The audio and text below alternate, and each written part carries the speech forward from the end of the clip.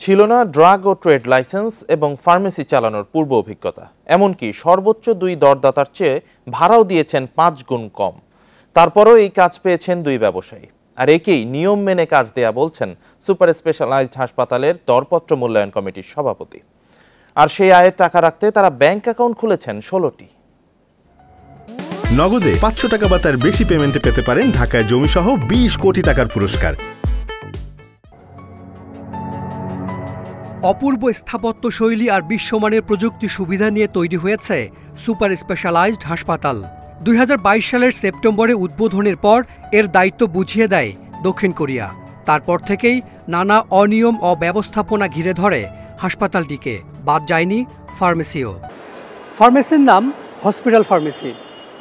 এটি দেখে যে কেউ ভাবতে পারেন যে এটি হয়তো এই প্রকল্পের অধীনে সরকারি কোনো আয়োজন, কিন্তু বাস্তবতা হচ্ছে এই জায়গাটি সহ আরও একটি জায়গা ভাড়া দেওয়া হয়েছে মাত্র 50 ও 100 টাকা বর্গফুটে। আর এই কাজটি পেয়েছেন একজন আদম ব্যবসায়ী। তবে দরপত্র মূল্যায়ন কমিটির দাবি সবই হয়েছে নিয়ম মেনে, নিয়মকানুন অনুসরণ করে করা হয়েছে এবং ওটিএম ওপেন টেন্ডারিং মেথডের মাধ্যমে করেছে। সরেজমিনে মিলছে ভিন্ন তথ্য। দরপত্রের ঠিকানা 382 মগবাজার, কিন্তু সেখানে এর অস্তিত্ব নেই। কোথায় গেছিস? স্কাটন রোডে চলে গেছি।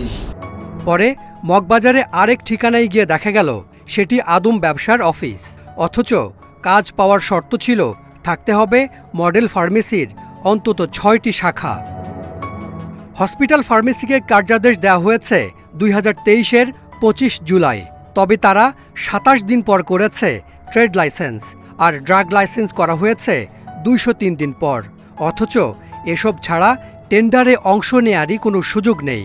এখানেই শেষ নয়, জালিয়াতি হয়েছে দর বা মূল্য নির্ধারণের ক্ষেত্রেও। সুপার স্পেশালাইজড হাসপাতালের লেভেল 1-এ সাবা ফুডস নামের এই প্রতিষ্ঠানকে ভাড়া দেওয়া হয়েছে 431 টাকা বর্গফুট হিসেবে। আর ঠিক পেছনেই হসপিটাল ফার্মেসি ভাড়া পেয়েছে মাত্র 100 টাকা বর্গফুট হিসেবে। উন্মুক্ত এই দরপত্রে অংশ নেয়া 5 প্রতিষ্ঠানের মধ্যে সর্বোচ্চ দরদাতা গুলশানের তামান্না ফার্মেসি।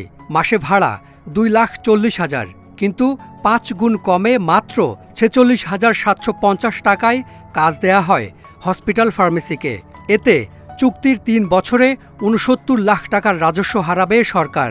বারবার যোগাযোগ করেছি, কিন্তু যোগাযোগ করার পর তারা বিভিন্ন রকম তাল বাহানা যে হ্যাঁ আপনারাই পাবেন, একটু প্রক্রিয়া আছে, প্রসেস আছে। এক পর্যায়ে বলল যে না, একটু ঝামেলা হয়েছে, রিটেন্ডার হবে। বঙ্গবন্ধু মেডিকেলের সরকারি ফার্মেসির নাম হাসপাতাল ফার্মেসি, আর ব্যক্তি মালিকানাধীন হলেও সুপার স্পেশালাইজড হাসপাতালের ফার্মেসি ক্ষেত্রেও দেওয়া হয়েছে একই ধরনের নাম।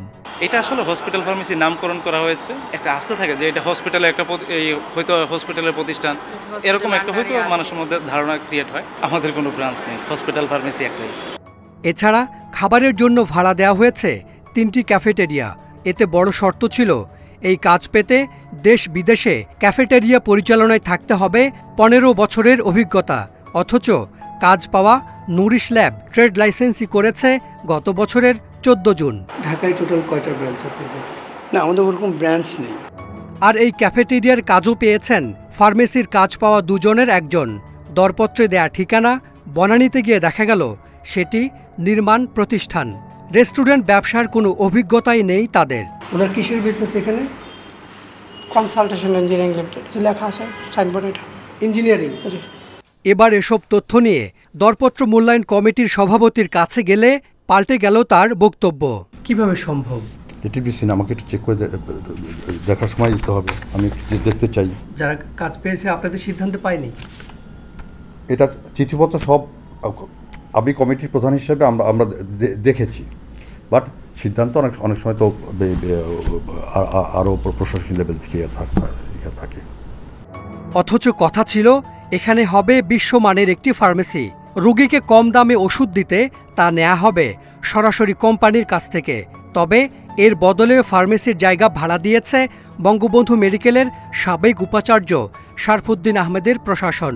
ফার্মেসিটার ব্যাপারে আমি অলরেডি ওখানে একটা কমিটি করে দেওয়া আছে, তারা এটা সার্চ আউট করতেছে যে এটা কিভাবে দেওয়া হয়েছে। ইউনিভার্সিটি যেহেতু সব কিছু আমরা চালাতে পারি, ইনডোর ফার্মেসি এবং আউটডোর ফার্মেসি কেন চালাতে পারবো না। এদিকে সুপার স্পেশালাইজড হাসপাতালের আয়ের টাকা রাখতে একটি দুটি নয়, খোলা হয়েছে 16টি ব্যাংক অ্যাকাউন্ট। ছিল না ট্রেড লাইসেন্স, ছিল না ড্রাগ লাইসেন্স, ছিল না ফার্মেসির কোনো অস্তিত্বই, নয় সর্বোচ্চ দরদাতাও। যে প্রতিষ্ঠানের টেন্ডারে অংশগ্রহণ করারই কোনো যোগ্যতা ছিল না, সেই প্রতিষ্ঠানই বিশ্বমানের এই হাসপাতালে ফার্মেসি পরিচালনার দায়িত্ব পেয়েছে।